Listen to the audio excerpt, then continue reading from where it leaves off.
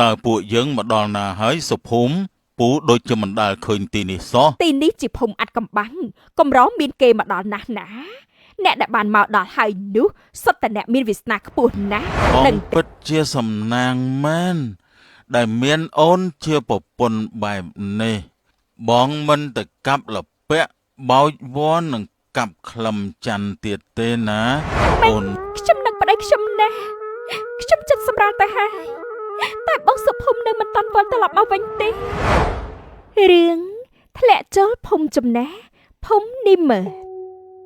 នេះទានអំពីបរិះម្នាក់តែងរកស៊ីជួញដូរនិងរកឈើកម្រទៅលក់ថ្ងៃមួយព្រោះជីវភាពមិនសូវធូរធារគាត់បាននិយាយនឹងប្រពន្ធរបស់គាត់ថា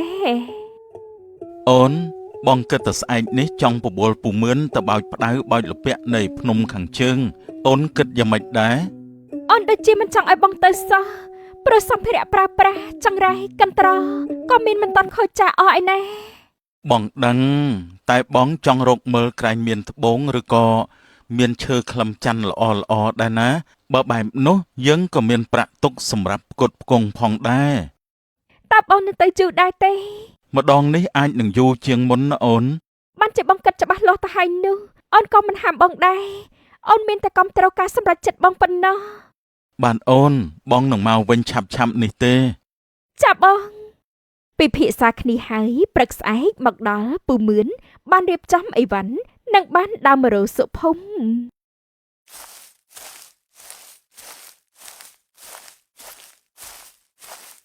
រួចហើយមែនទេក្មួយសុភូមិបានរួចហើយលោកពូអូនមាលតិកាបងលាហើយណាអូនថែខ្លួនផងឬទេបងនឹងមកវិញឆាប់នេះទេចាប់បងក៏ដូចគ្នាដែរបងថែខ្លួនផងណាចំណែកលោកពូក៏ដូចគ្នាដែរថែរក្សាសុខភាពផងបាទក្មួយតោះសុភូមិថ្ងៃខ្ពស់ណាស់ហើយបាទលោកពូអូនបងទៅហើយណាចាថ្ងៃនោះដែរមានទីកាមិនចូលផ្ទះទេនាងសម្លឹងមើលប្តីចេញទៅរហូតដាច់កន្ទុយភ្នែកតែម្ដងចម្លែកណាស់មិនក៏បងសុភូមិចេញដើរព្រៃលឹកនេះអូនដូចជាមិនស្រួលចិត្តសោះអញ្ចឹងអត់ទេវតាដូនតាមម្ចាស់ទឹកម្ចាស់ដីអើយសុំតាមថៃអ្នកប្តីនិងពុំមឿនឲ្យបានសុខសាន្តផងចាស់មិញម៉ែវផងដែរគាត់ក៏បានដើរមកនិងបាននិយាយថា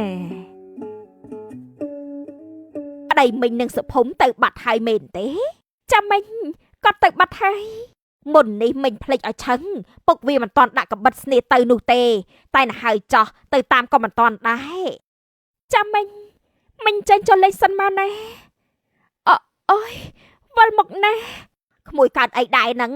ខ្ញុំដូចជាវល់មកណាស់មិញហើយក៏ចង់ក្អួតដែរអើយបើអញ្ចឹងចូលផ្ទះសិនទៅចាំមិញជួយពិនិត្យមើលជីបចោឲ្យណាចាំមិញម៉ែជាពេទ្យភូមិហើយក៏ជាឈ្មោះផងដែរក្រោយពិនិត្យមើលជីបចោហើយនោះគាត់ក៏បានសម្គាល់ដឹងយ៉ាងច្បាស់ថាណែក្មួយមានតកាក្មួយមានផ្ទៃពោះហើយណាមិញថាម៉េចក្មួយពិតជាមានផ្ទៃពោះមែនទេក្មួយសប្បាយចិត្តណាស់មិញចាមិញចូលរួមអបអរសាទរផងណាក្មួយចាំមិញបើប្តីខ្ញុំបាត់ដឹងរឿងនេះមិនដឹងថាគាត់សប្បាយចិត្តយ៉ាងណានោះទេសុភូមិស្រឡាញ់ក្មេងណាស់បើដឹងមុខជារីករាយមែនហើយណែបានជាប្តីពួកយើងមកនៅទៅហើយនោះចាំមិញជួយយកអាសាចោះណាក្មួយកុំក្រែងចិត្តមិញអីចាំមិញក្មួយអរគុណហើយមាលតិកានាងរំភើបចិត្តណាស់ហេតុនេះនាងរងចាំប្តីព្រឹកល្ងាចតែម្ដងនាងគិតថាបើសិនជាប្តីរបស់នាងមកពេលណានោះនាងនឹងប្រាប់ដំណឹងល្អនេះភ្លាមតែម្ដងបងអីបងអូនអន្តេសានណាស់អូនចង់ឲ្យបងដឹងដំណឹងមួយនេះខ្លាំងណាស់និយាយអំពីសុភូមិនិងពូមឿនវិញចូលក្នុងព្រៃឆ្ងាយទៅលឺហត់ពេកមានពេលមួយនោះពួកគាត់សម្រាកក្បែរច្រកភ្នំដ៏ធំមួយអូយហត់ណាស់ពូសុំសម្រាកមួយសលេតសិនហើយក្មួយក៏សុំសម្រាកមួយសលេតដែរពូដោយសារហត់ពេកមិនយូរពួកគាត់ក៏បានសម្រាកលងលក់យ៉ាងរហ័សចំណែកនាងអមនុស្សម្នាក់ក៏បានបង្ហាញខ្លួនចេញមក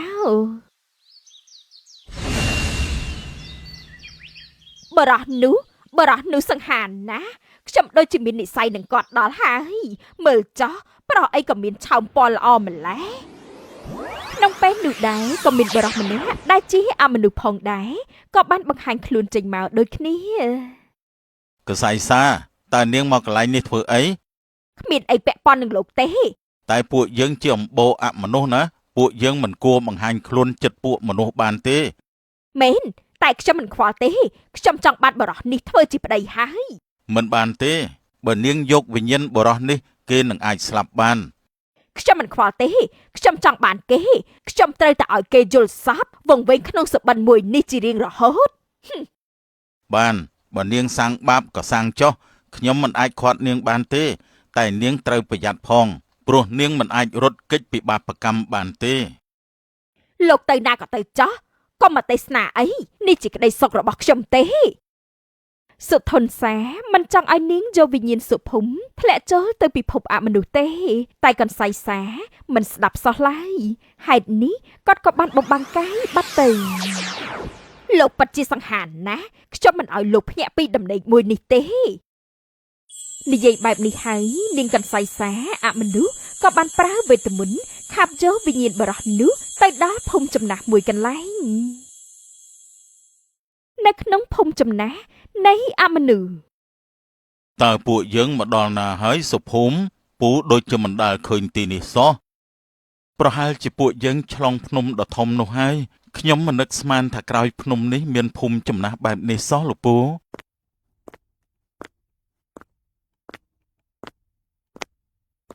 លោកមកទីនេះប្លែកដែរទេទីនេះជាភូមិអាត់កំបាំងកម្រមានគេមកដល់ណាស់ណាអ្នកដែលបានមកដល់ហើយនោះសុទ្ធតែអ្នកមានវាសនាខ្ពស់ណាស់ដឹងទេ មានន័យថាទីនេះខ្ពង់ខ្ពស់ណាស់មែនទេតើមានអីពិសេសនឹងប្លែកដែរទៅក្មួយ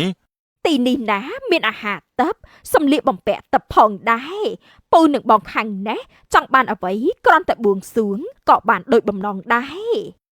បើអញ្ចឹងខ្ញុំសុំអាហារល្អៗបានទេ ពិតជាបានតែអ្នកទាំងពីរពេលនេះសុំមិនតាន់បានទេតើតែមានផ្ទះខ្លាយជាសមាជិកភូមិសិនទៅបាន តើត្រូវធ្វើបែបណាទៅនាងទើបក្លាយជាសមាជិកភូមិនេះបាន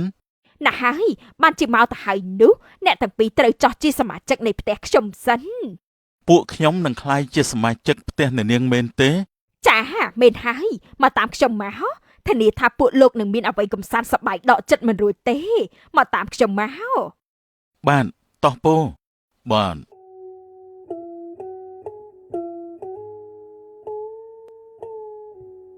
ចាប់ពីពេលនោះមកកន្សៃសាបានបំពេញបំណងសុភុំគ្រប់យ៉ាងមិនឲ្យមានខ្វះអ្វីសោះឡើយហើយពូមឿនផងដែរក៏មានគ្រប់សពមិនដែលមានទុកអ្វីបន្តិចចូលមកទេ សូមប្រទានអាហារដល់ខ្ញុំមកខ្ញុំឃ្លានណាស់ ដូចអ្វីដែលគាត់ចង់បានមែនអាហារឆ្ងាញ់ឆ្ងាញ់ផុសពីពេញចំពោះមុខពូមឿនតែម្ដង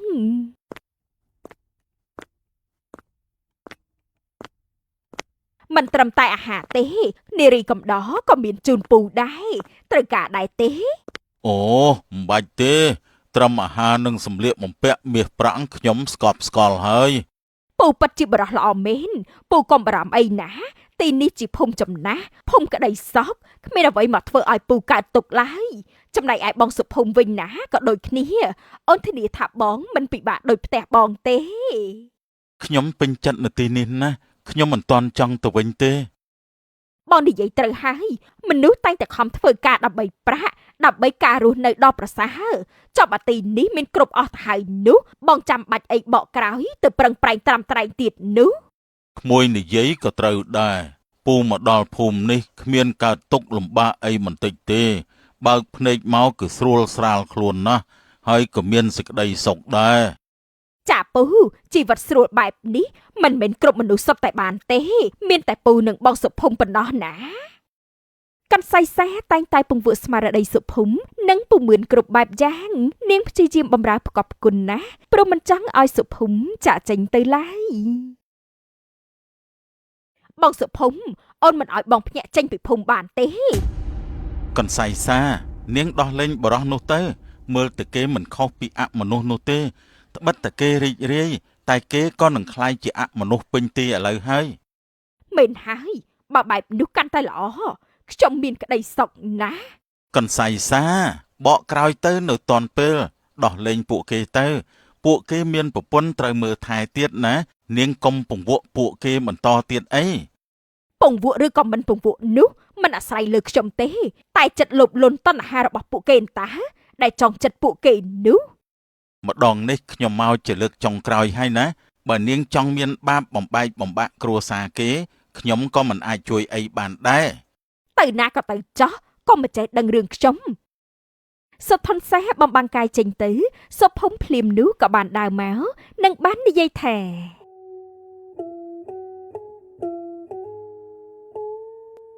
អ្នកនាងនិយាយជាមួយនរណាគេហ្នឹង កន្សៃសាស្រាប់តែមានល្បិចកលមួយនិងពោលទាំងកំសត់ទឹកភ្នែកថាគ្មានទេគឺថាគឺ មិនក៏នរនាងយំក្រែងទីនេះមានអ្វីគ្រប់យ៉ាងហ៎ទីនេះមិនអាចធ្វើឲ្យគ្រប់គ្នាយំបានទេមិនអញ្ចឹងហ៎ មែនហើយតែវាសនាកំណត់ថាលោកជាគូនឹងខ្ញុំតែលោកក៏មានប្រពន្ធហើយតើបខ្ញុំយំនឹងណា មានរឿងបែបនេះផងមែនទេចុះនរនាងគិតបែបណាទៅខ្ញុំចិត្តចាក់ចេញទៅវិញហើយមិនអាចរៀបការជាមួយនរនាងបានទេ លើបែបនេះហើយកន្សៃសាក៏បានគិតនៅក្នុងចិត្តថាមិនបានទេខ្ញុំមិនឲ្យបងទៅឡើយវាដល់ពេលហើយបងត្រូវតែនៅជាមួយខ្ញុំតែម្នាក់កូន តើនរនាងគិតពីរឿងអីហ្នឹង គឺមើលមកខ្ញុំឲ្យចំមកឃើញថាមានឱកាសល្អហើយកន្សៃសាបានសុទ្ធបល័យសណ្ដំចិត្តសុភុំធ្វើឲ្យគាត់ស្រាប់តែលំនឹងក្រសែភ្នែកនាងភ្លាមមួយរំពេចរៀបការនឹងអូនបានទេបង បានអូនបងយល់ព្រមបងនឹងរៀបការជាមួយអូនចុះ ពូមឿនផងដែរក៏បានមកដល់ឬក៏បាននិយាយថា ចិត្តទៅផ្ទះវិញឲ្យក្មួយថានរណាគេរៀបការមុននេះ ជាថ្មីម្ដងទៀតនាងកន្សៃសាក៏បានសណ្ដាប់ភ្នែករបស់ពូមឿនដូចគ្នាគឺពួកខ្ញុំនឹងណាពូជួយជូនពរខ្ញុំផងទៅ បានពូជូនពរក្មួយឲ្យបានសុខសប្បាយណាហើយពូក៏ជូនពរឲ្យខ្លួនឯងមានប្រពន្ធដូចគ្នាដែរ ប៉ិតណាពូប៉ិតជាបានពូចាំតិចណាក្នុងពេលនោះកន្សៃសាបានបេះស្លឹកឈើមួយសន្លឹកនិងផ្លុំសូត្របាលីដើម្បីឲ្យស្លឹកឈើនោះคล้ายជាមនុស្សស្រីស្អាតម្នាក់ផងដែរនាងជាប្រពន្ធពូហើយសូមពូមើលថែនាងផងទៅចោះនាងជាប្អូនជីដូនមួយរបស់ខ្ញុំណាពូជំរាបសួរអ្នកប្តីអូនជាស្រីនៃបងហើយណាមេត្តាជួយមើលថែអូនផងណាបង បានអូនតោះបងជូនអូនទៅងូតទឹកមាត់អូចុះណា ចាបងកុសលសាវរីនាងជួយមើលថែគាត់ឲ្យបានល្អណាស់កុំឲ្យគាត់ខ្វះអ្វីឲ្យសោះណាឮទេចាបងស្រីទុកចិត្តលើនាងខ្ញុំចាស់តើបង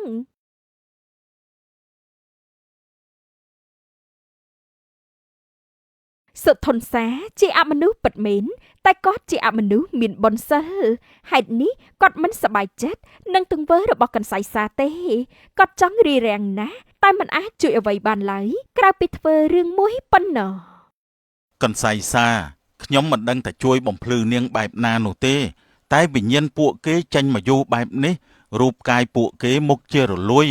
ខ្ញុំគួរតែជួយអ្វីតាមដែលអាចធ្វើបានទៅល្អ គិតបែបនេះហើយសុធនសាក៏បានទៅដល់ទីនៃរូបរាងកាយរបស់ពូមឿនដែលកំពុងសម្រាកភ្លាមមួយរំពេច បើវិញ្ញាណមិនមករូបកាយនឹងរលួយចំណែកសត្វសាហាវក៏មកពំឆៃជាអាហារដូចគ្នា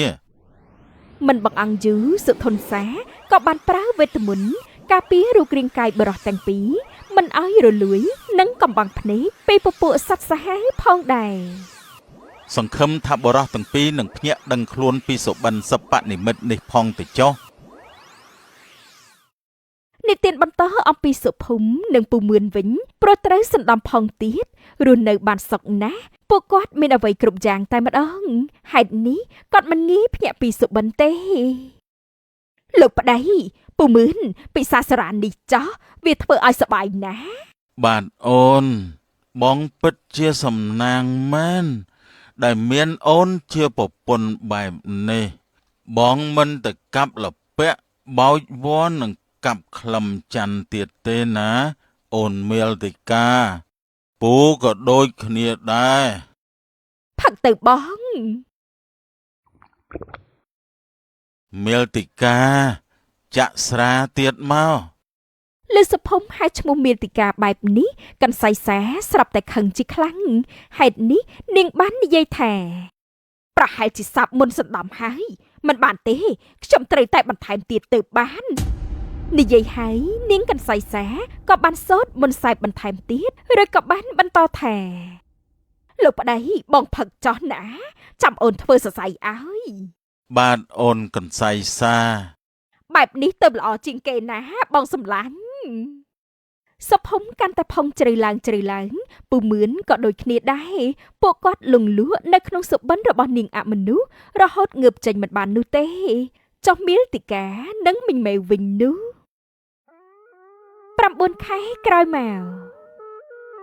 ម៉េចខ្ញុំនឹកប្តីខ្ញុំណាស់ខ្ញុំចិត្តសម្រាលទៅហើយ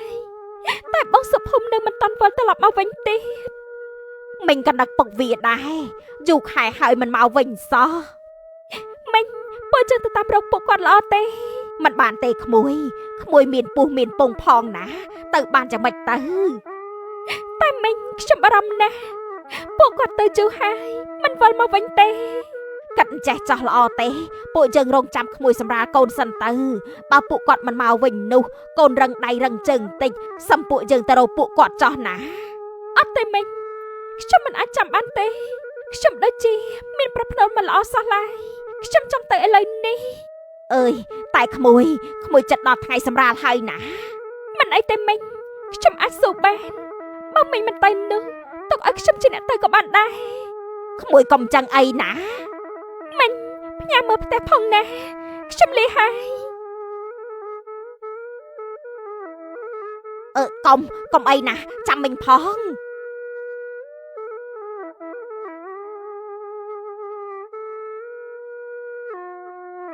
ទាំងមីងម៉ែវទាំងមីលតិកាសុទ្ធតែនឹកប្តីតែស្រមោលបរោះទាំងពីរនាក់នោះគ្មានបង្ហាញខ្លួនសោះដូច្នេះពួកគេក៏បានធ្វើដំណើរជាច្រើនថ្ងៃរហូតទៅដល់កន្លែងមួយនៅជិតមាត់ភ្នំមីងមើលចាស់នោះជាលោកប្តីនឹងពមឿនតាអើយមែនហើយពុកវាមិនក៏មកដេកទីនេះបងសុភមបងដឹងខ្លួនឡើយបងសុភមបងក្រកឡើយមានរឿងអីចេះណាមីងពួកគាត់មិនបានសម្រាប់លក់ទេតែថាពុកវាតើមានរឿងអីហ្នឹងមិនក៏ពុកវាមិនដកដង្ហើមចឹងទៅវិញនោះបងសុភមបងដឹងខ្លួនឡើងណាស្រាប់ពេលនោះដែរមីលតិកាកំពុងតែយំដាស់ប្តីនោះស្រាប់តែនាងក៏ចាប់ផ្ដើមឈឺពោះជាខ្លាំងអូយឈឺណាស់ឈឺពោះណាស់មីងជួយខ្ញុំផងទៅមីលតិកាក្មួយមុខជាចិត្តសម្រាលហើយណាហើយណែក្មួយទ្រាំសិនទៅចាំមីងជួយបង្កើតណាក្មួយទ្រាំណាក្មួយមីងខ្ញុំឈឺណាស់អើយពធោទ្រាំទៅណាក្មួយទ្រាំទៅ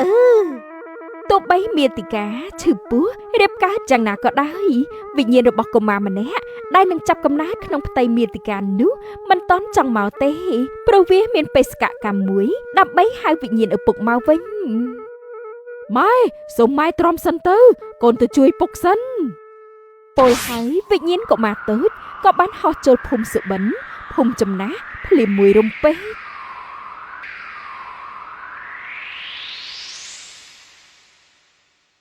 ពុកខ្ញុំមកតាមពុកហើយសូមពុកទៅផ្ទះវិញទៅអមឿនឆាប់មកវិញមកទីនេះខ្លាញ់ខ្លាយទេឮបែបនេះហើយកន្សៃសាក៏បានបង្ហាញខ្លួនចេញមកអាចមកខ្លួនតូចមិនក៏ឯងហ៊ានបថុយមកទីនេះតែឯងមិនខ្លាចថាមិនបានចាប់ជាតិទេមែនទេខ្ញុំមិនខ្លាចទេការដែលពុកមានគ្រោះថ្នាក់ទៅខ្ញុំខ្លាចមាត់ក្រាន់បើមែន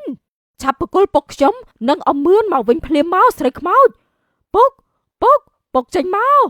ខ្ញុំសង្ឃឹមអីពុកឯងមិនឆ្លើយទេតែខ្ញុំនឹងព្យាយាមបើពុកនិងអមឿនបានឮសំឡេងខ្ញុំពួកគាត់នឹងឆ្លើយបើកាលណាគាត់ឆ្លើយនោះគាត់នឹងភ្ញាក់ពីសុបិនហើយតែឯងគ្មានថ្ងៃនោះទេចេញទៅអវិញ្ញាណអនាថាពុកឆ្លើយមកពុក វិញ្ញាណក្មេងប៉ាត់ជាព្យាយាមរហូតដល់មានប្រសិទ្ធភាពមែនសុភុំនិងពូមឿនឬនឹងបានឆ្លើយថាបាទនរណាគេហៅនឹង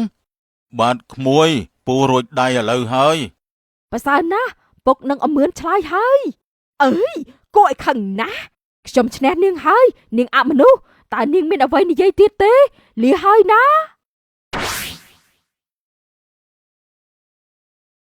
សុភុំនិងពូមឿនក្រោយឆ្លើយបែបនេះហើយពួកគាត់ក៏បានដឹងខ្លួនមកវិញពូសុបិននេះវាដូចជាយូរពេកណាស់មែនហើយហ៎ម៉ែវា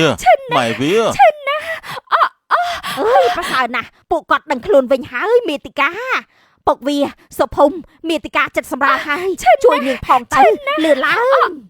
អូនទ្រាំបន្តិចទៅណាមេតិកាប្រឹងមួយទំហឹងចុងក្រោយហើយទីបំផុតនាងក៏បានសម្រាលបានក្មេងដ៏ស្រស់ស្អាតទៀតផងអើយបានហើយជាក្មេងប្រុសទៀតប្រសានណាស់អរគុណអូនណាស់អរគុណពូមីងហើយបើគ្មានលោកទាំងពីរពួកខ្ញុំមុខជាពិបាកណាស់ក្នុងពេលនោះនាងកន្សៃសែនក៏បានចេញមកប៉ាត់ជាគួរឲ្យខឹងណាស់ខ្ញុំនឹងសម្លាប់ពួកឯងព្រោះនាងមានកំហឹងពេកក៏បានប្រើវេទមន្តដាក់ពួកគេតែគ្រប់យ៉ាងមិនអាចទេចុងក្រោយនាងបែរជាត្រូវខ្លួនឯងនឹងបានរលីរូបទៅវិញមិនអាចទេបន្ទាប់ពីនោះដែរសុធនសាក៏បានបង្ហាញខ្លួនចេញមកម្ដងទៀតពួកអ្នកអស់អីហើយតើលោកជានរណាទៅហើយតើមានរឿងអីចំពោះពួកខ្ញុំនោះលោកទាំងពីរបានធ្លាក់ចូលក្នុងសុបិននិមិត្តរបស់នាងអមនុស្សតែជាសំណាងដែលបានក្មេងតូចនោះទៅជួយតន់បានន័យថាបើកូនសុភុំមិនទៅហៅខ្ញុំក៏មិនអាចភ្ញាក់ដែរមែនទេបានគឺមែនហើយម្យ៉ាងទៀតក្មេងទៅតែកើតមកភ្លាមគឺជាក្មេងមានសិលគ្មានចិត្តចំណែនគុំគួនមានចិត្តសស្អាតទៅមុននេះនាងអមនុស្សមិនអាចធ្វើអីពួកអ្នកបានថែមទៀតពុទ្ធោអើយមិននឹកស្មានតែមានរឿងដ៏ម្លឹងសោះពួកអ្នកទៅវិញចុះសូមមានសំណាងល្អណាបានអរគុណឲ្យលោកតោះអូនពួកយើងទៅវិញទៅចាប់បងចាប់ពីពេលនោះមកគ្រួសារពូមឿននិងសុភុំក៏បានរស់នៅយ៉ាងរីករាយរាប់អានគ្នាគ្រាមមានអាសន្នអន់ក្រតទៅលែងមានអ្វីចម្លែកកើតឡើងទៀតដែរ